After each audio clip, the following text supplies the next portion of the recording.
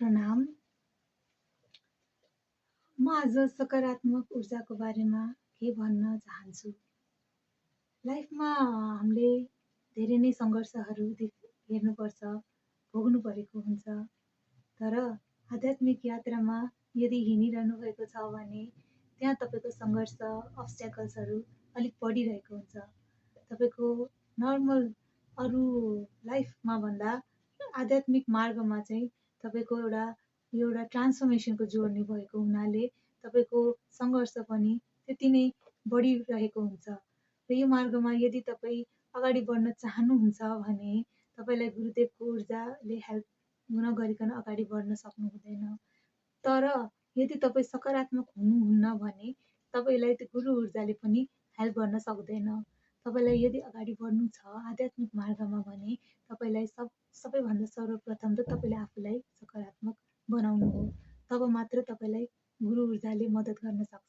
तपाईँले आफ्नो स्वयंको, आफ्नो नेचर, आफ्नो कन्फिडेन्स, आफूले गुरुप्रति कसरी विश्वास राखेको छ, आफ्नो मार्गमा के चाहनुहुन्छ लाइफमा, त्योहरू सबैतिर आफू पोजिटिभ भएपछि बल्ल तपाईँको गुरु ऊर्जाले तपाईँलाई हेल्प गरेर तपाईँलाई त्यो अब्स्ट्याकल्स ओभरकम गर्न मद्दत गर्छ। यदि तपाईँ कुनै सङ्घर्ष, यदि इग्नोरेन्स गाह्रो परिरहेको रहेछ भने कहिलेकाहीँ यति कठिनाइ हुन्छ कि तपाईँलाई पोजिटिभ सोच्नै नसक्ने त्यति गाह्रो सिचुएसनले घेरिएको हुन्छ। जति गाह्रो सिचुएसनले घेर्यो त्यति गाह्रो हुन्छ पोजिटिभ रहनको लागि। र त्यो बेला one and only way is to stay positive. Like तपाईँले त्यो बेला सकारात्मक हुनु, आफ्नो गुरुको बारेमा सोच्नु, आफ्नो कन्फिडेन्सको बारेमा सोच्नु, मेरो लाइफ अगाडि बढिरहेछ, अगाडि बढ्ने बाटो खोजिरहेछ, यसले मलाई स्ट्रङ बनाइरहेको छ, यो त मलाई आउने नर्मल हो भनेर यदि लिन सक्नुहुन्छ भने तब मात्र तपाईँ अगाडि बढ्न सक्नुहुन्छ। न कि ओ यसले त मलाई अब गाह्रो बनाउन आयो, मेरै लाइफमा मात्र किन एक्सेट्रा भन्न थाल्नुभयो भने त्यसपछि तपाईँलाई नथिङ क्यान हेल्प यु होइन। त्यही भएर यदि तपाईँ लाइफमा ह्याप्पिनेस चाहनुहुन्छ, आफ्नो इनर नेचरसँग कनेक्ट भएर लाइफमा अगाडि बढ्न चाहनुहुन्छ, आफ्नो स्किल डेभलप गर्न चाहनुहुन्छ र अरूलाई, वर्ल्डलाई हेल्प गर्न, गुरुदेवको ऊर्जालाई आफूमा इन्कल्केट गर्न होइन, अनि राम्रो काम गर्न, ह्याप्पिनेसको तर्फबाट आफ्नो लाइफ अगाडि बढाउन चाहनुहुन्छ भने नेगेटिभ त विद्यमान छँदैछ। वी क्यानट इग्नोर, हामीले हटाउन पन्छाउन सक्दैन होइन। इभन बुद्धले पनि ही क्यानट रिमुभ द डार्कनेस होइन।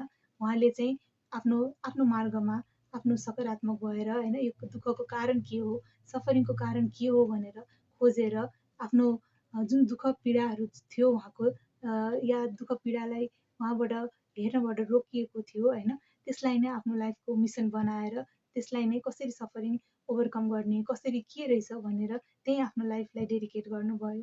त्यसरी नै हाम्रो जुन कठिनाइहरू, इग्नोरेन्सहरू गाह्रो हुन्छ सिचुएसन, जति गाह्रो हुन्छ त्यो सिचुएसनलाई नै हाम्रो स्ट्रेन्थ बनाउन सक्यो भने हामीले त्यो सिचुएसन, त्यो पानिस चाहिँ अब त्यसपछि चाहिँ एउटा रिमार्केबल काम गर्न सक्ने हुन्छ।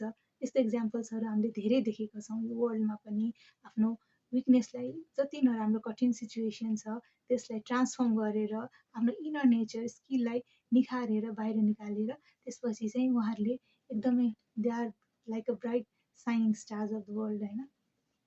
त्यस्तै गरी धेरै उदाहरणहरू छ, धेरै इक्जाम्पल्सहरू छ सकारात्मक हुँदाखेरि। इभन लाइफ जोगेको एउटा सानो कथा छ, मलाई याद आएको छ, म भन्न चाहन्छु। लाइक त्यहाँ एउटा भ्यागुतो थियो, भ्यागुतोहरू चाहिँ यसो खेलिरहेको थिए, कुदिरहेको थिए। अचानक त्यहाँ एउटा वेल रहेछ नदेखेर तिन चारवटा चाहिँ पटक्क हाम फालेर झऱ्यो। त्यो झर्ने बित्तिकै अब त अलिकति गहिरो थियो, अब त माथि हाम फाल्न खोज्छ, अब माथि उछिन्नै सक्दैन। त्यसपछि के हुन्छ भने अब चाहिँ तिनीहरूले चाहिँ अब सबैजना अब जो छ होइन, बाँकी बाहिरबाट हेरेकाहरू पनि अब निराश भएको देख्यो, निराश कुराहरू सुन्यो होइन। त्यसपछि तिनीहरू पनि अब माथि लिन नसक्ने, हाम फाल्न सकेन अनि मर्दै गए। बिस्तारै एक दुईवटा सबै मर्दै गए। त्यसपछि एउटा चाहिँ अझै पनि फुत हाम फालिरहेको रहेछ। किन हाम फालिरहेको रहेछ भने ऊ चाहिँ डेफ रहेछ। अनि उसले चाहिँ अरूहरूले चाहिँ यिनीहरू त अब यस्तो नसक्ने गहिरोमा गए भनेर भनेको कुरै सुनेन। उसले चाहिँ एउटा चाहिँ बाँकी छ, यसलाई चाहिँ बाँच्नै पर्छ है, यो त अब उफ्रेर आउँछ है भन्ने जस्तो प्रोत्साहित कुरा सुन्न पुग्यो। त्यो कारणले गर्दाखेरि त्यो भ्यागुता चाहिँ यस्तो जोड लाएर होपफुल भएर माथि उछिन्यो कि त्यो अब त्यो डिलमै पुग्यो कि। त्यो कारणले गर्दाखेरि इभन तपाईँको सकारात्मक भयो त्यस्तो सिचुएसनमा पनि सकारात्मक भएर आफ्नो लाइफ बचाउन सक्यो भने हामी एउटा भ्यागुताले गरोस् भन्ने एउटा इक्जाम्पल देखिरहेको छ।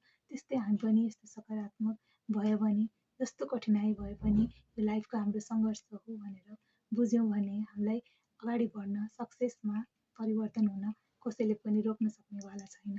त्यो कारणले गर्दाखेरि हामीभित्रको स्ट्रेन्थ पहिचान हुने हाम्रो इनर नेचर हाम्रो भित्र परमात्माले दिनुभएको स्ट्रेन्थ स्किलहरू बुझ्ने निखार्ने एउटा अपर्च्युनिटी हो।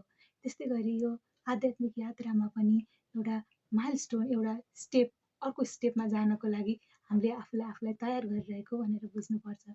जस्तै कमलको फुल पनि एउटा किचडमा उम्रिन्छ, किचड नभइकन उम्रिनै सक्दैन। हाम्रो लाइफ पनि त्यस्तै हो।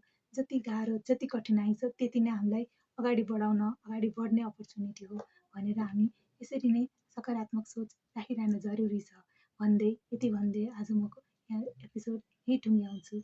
धन्यवाद, प्रणाम।